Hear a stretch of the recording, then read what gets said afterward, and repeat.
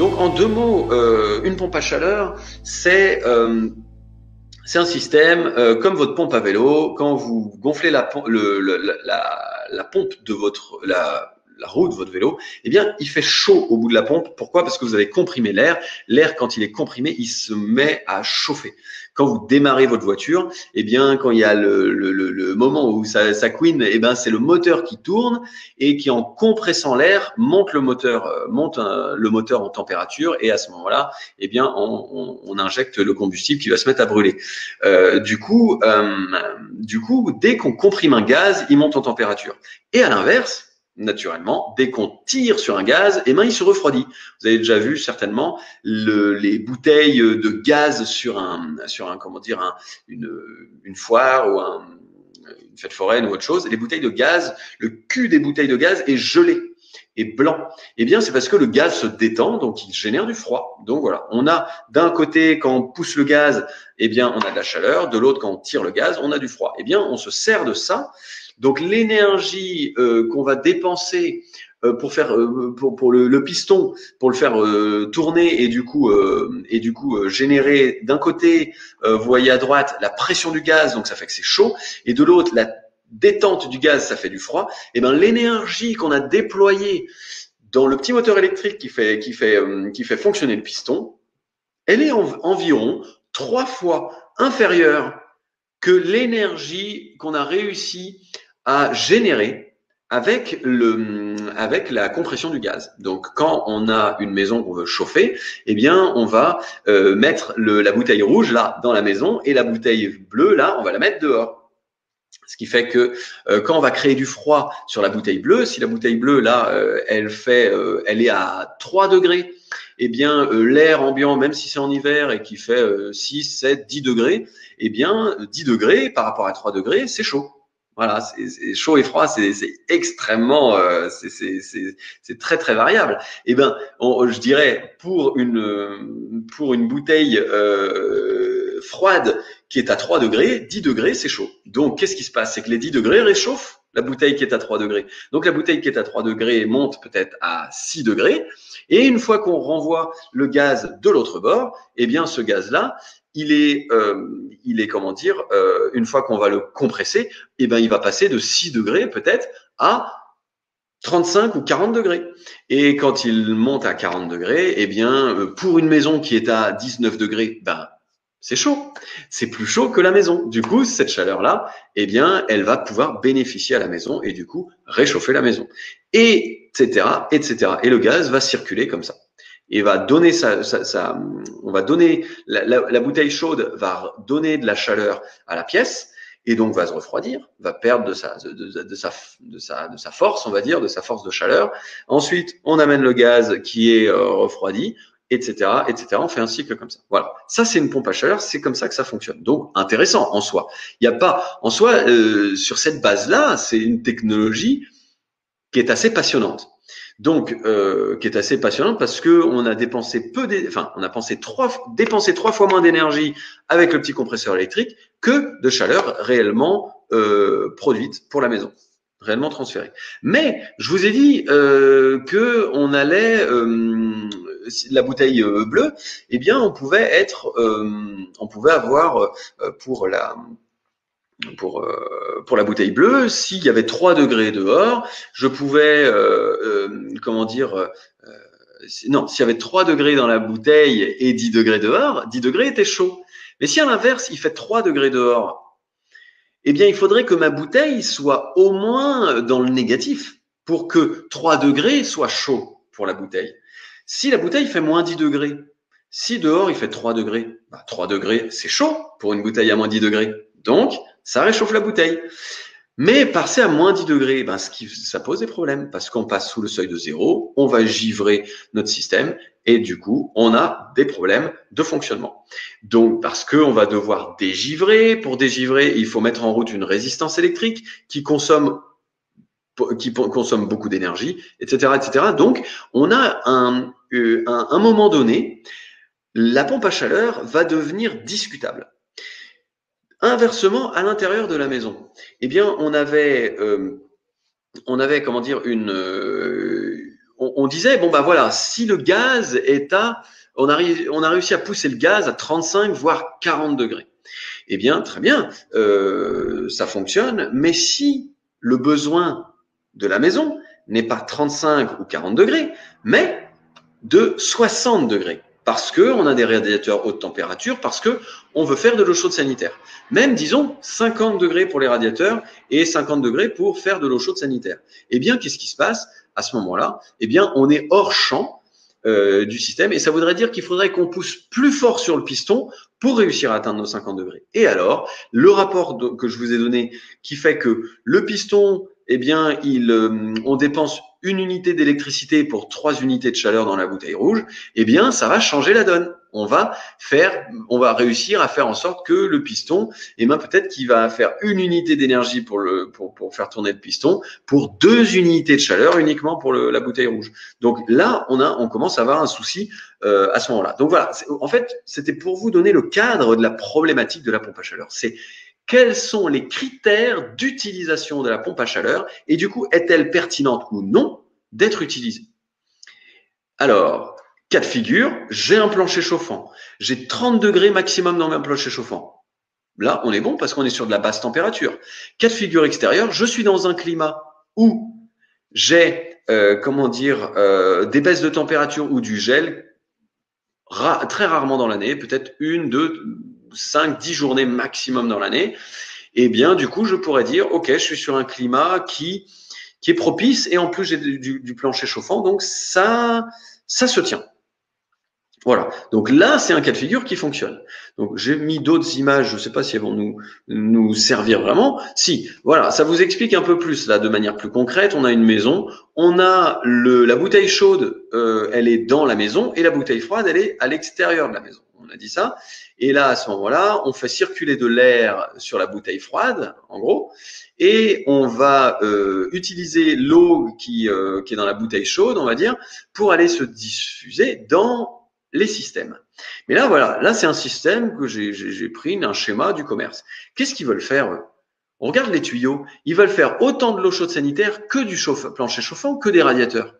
Ben, du coup, là, on tombe sur un os, on est sur un problème. C'est le problème que rencontrent la plupart des gens face à des installateurs qui ne font pas attention au critère numéro 1 qu'on a défini, qui est il faut être dans des cas de figure propices à ce que la pompe à chaleur soit efficace, c'est-à-dire plancher chauffant, basse température, éventuellement mur chauffant, mais plancher chauffant, basse température, et en face, climat tempéré. Voilà. Alors, leur raisonnement, c'est quoi? Le raisonnement que vous trouverez, le raisonnement national, c'est que tant que on a un meilleur rendement qu'un radiateur électrique, c'est bon. Mais en fait, parce qu'on considère que de toute façon, c'est fatal, que le radiateur électrique est fatal et que en fait, si on fait mieux, c'est mieux. Enfin, si on fait mieux, on s'en satisfait. Donc, et puis que de toute façon, dans certains raisonnements, ils considèrent que c'est mieux que de mettre éventuellement de la chaudière bois ou autre chose parce que c'est plus facile à installer, etc. Donc, si on reste sur un focus pompe à chaleur, tant que c'est mieux qu'un radiateur électrique, eh bien, on s'en satisfait. Mais on l'a vu sur différents ateliers live, c'est le radiateur électrique, c'est le fléau numéro 1 de notre système énergétique électrique français parce que il pompe littéralement la totalité du parc nucléaire en plein hiver. Donc, si on a des pompes à chaleur qu'on généralise et qui ne sont pas beaucoup plus satisfaisantes que des radiateurs électriques, eh bien, on va se retrouver face au même problème et même on risque d'empirer le problème. Parce qu'aujourd'hui, en France, il y a autour de 35% de logements et de tertiaires qui sont équipés de radiateurs électriques. Et le reste de systèmes, soit au fuel, soit au gaz, soit éventuellement au bois un petit peu, mais fuel gaz. Donc, si on remplace tout ça par de la pompe à chaleur, c'est certaines visions de développement qui sont menées par quand même globalement, c'est poussé par le lobbying de la pompe à chaleur. Hein. Mais sur cette vision-là, eh bien, on va générer un problème majeur de production d'électricité. Donc, on va se retrouver à nouveau dans une impasse à devoir produire des quantités conséquentes d'électricité pour ne pas faire tomber le pays dans le noir.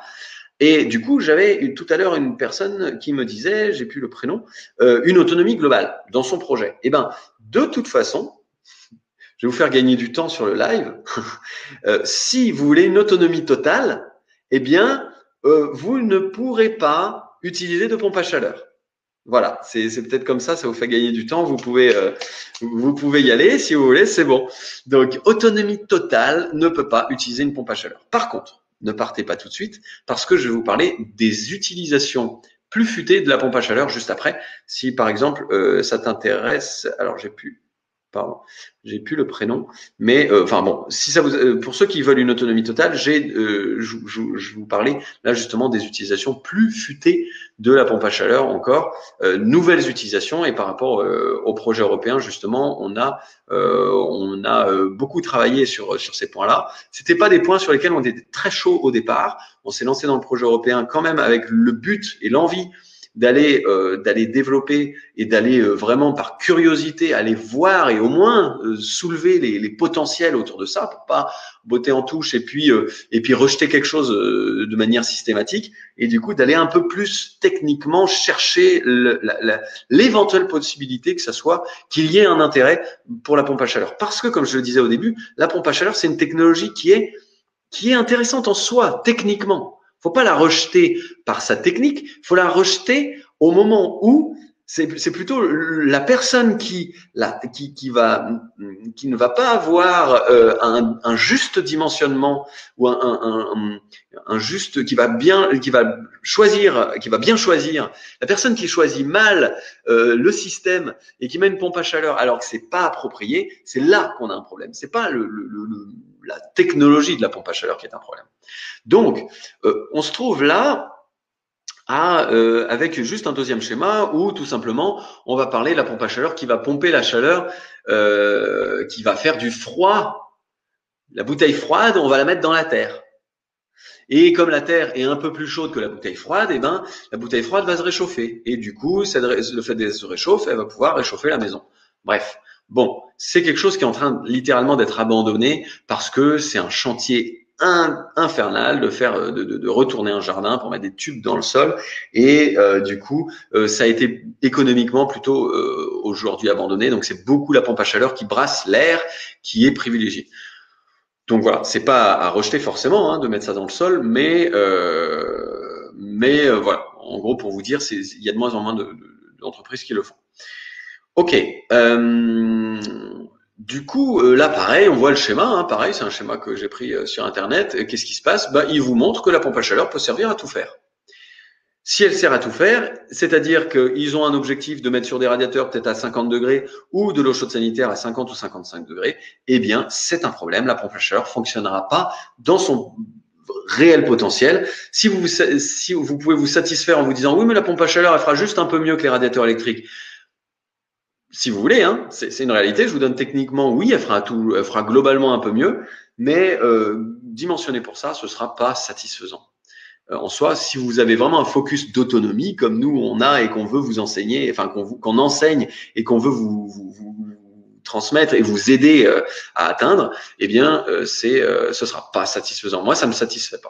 Donc les différentes applications plus futées. Pourquoi? Parce que qu'est-ce qu'on s'est rendu compte dans le cadre justement du projet européen, le fait d'aller rechercher, décortiquer un peu le sujet, eh bien, on s'est rendu compte que la pompe à chaleur, qu'est-ce qu'elle fait? Donc on reprend la base, la pompe à chaleur, elle refroidit une source. Et bien si elle refroidit une source, il y a des utilisations de la pompe à chaleur qui permettent de faire en sorte que la source panneau solaire qui a besoin les panneaux solaires qui ont besoin pour bien fonctionner, qu'on envoie de l'eau froide dans le panneau. Et bien pourquoi on n'irait pas refroidir ici avec notre pompe à chaleur? Alors une pompe à chaleur, vous l'avez vu, c'est un compresseur, ça se dessine comme ça. J'utilise les schémas habituels comme ça.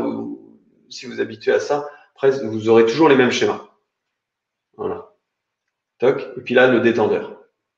Donc c'est pour dire que ici, comme le compresseur il pousse là, le gaz s'agglutine ici, et puis comme il a du mal le gaz à passer par là, et bien du coup il s'agglutine dans ce coin-là, et comme ici on tire sur cette partie-là et que le gaz a du mal à passer par cette vanne, et bien là on a une détente, quand là on a une compression. Là c'est la pompe à vélo ici, et le cul de la bouteille de gaz de fête foraine ici, quoi, en gros, pour faire le même rapport que tout à l'heure. Donc, en gros, ici, pourquoi est-ce qu'un panneau solaire, on n'irait pas le brancher sur une cuve d'eau qui est refroidie? Je vais prendre un stylo un peu plus foncé. Donc, pourquoi est-ce qu'ici, on n'aurait pas une cuve d'eau qui est refroidie, fortement refroidie avec le détendeur, enfin avec la source froide, la bouteille froide, on va le mettre comme ça. Et du coup, comme l'eau est froide, eh bien, ça veut dire que les panneaux solaires seront plus rentables. Parce que quand l'eau est ici, allez, disons qu'on va réussir à produire de l'eau à 5 degrés Celsius. Eh bien, le panneau solaire, dès qu'il fait, allez, 12 degrés Celsius dans le panneau solaire, eh bien, le panneau solaire peut fonctionner. Donc, ça veut dire qu'on n'a même plus besoin d'avoir un soleil franc sur le panneau solaire. On peut avoir juste de la lumière diffuse et le panneau solaire va tout de suite fonctionner. Et du coup, ça veut dire que nos panneaux solaires ont un rôle qui va être poussé beaucoup plus loin.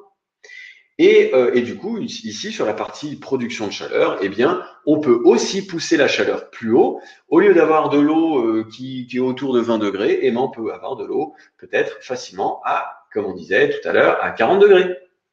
Et cette eau à 40 degrés, on va pouvoir l'amener dans des planchers chauffants, on va pouvoir l'amener éventuellement dans des radiateurs basse température. Voilà. Donc ça veut dire que voilà, on a une utilisation de la pompe à chaleur qui nous permet de faire quelque chose, de booster les systèmes solaires. Donc voilà. Donc ça, c'est une utilisation plus futée de l'énergie solaire. Et la dernière chose qu'on est en train d'étudier là en ce moment aussi avec le projet européen, c'est l'aspect de l'autoconsommation de chaleur. Donc, c'est-à-dire que vous pouvez injecter de la chaleur dans un réseau. C'est-à-dire qu'on combine vraiment, là on est dans une utilisation, on combine le solaire à la pompe à chaleur pour faire en sorte de booster le solaire et du coup de réduire aussi la puissance de la pompe à chaleur. Donc, la pompe à chaleur n'a plus un rôle de puissance. Donc, on parlait du problème tout à l'heure réseau. Et bien, la pompe à chaleur n'a plus un rôle de puissance à proprement parler, mais un rôle plus constant, comme votre frigo, par exemple. C'est une petite pompe à chaleur qui tourne beaucoup plus régulièrement et qui va permettre de produire le froid nécessaire pour que votre panneau solaire puisse fonctionner dans les meilleures conditions. Donc, voilà, il y a aussi la possibilité d'aller vers du panneau solaire qui va, grâce à une pompe à chaleur, même en direct, réussir à injecter dans un réseau de chaleur, dans un réseau de chaleur d'un village, par exemple, eh bien, on va réussir à injecter, voilà, un réseau de chaleur qui est, disons, à 50 degrés. Eh bien, nous, on va réussir, du coup,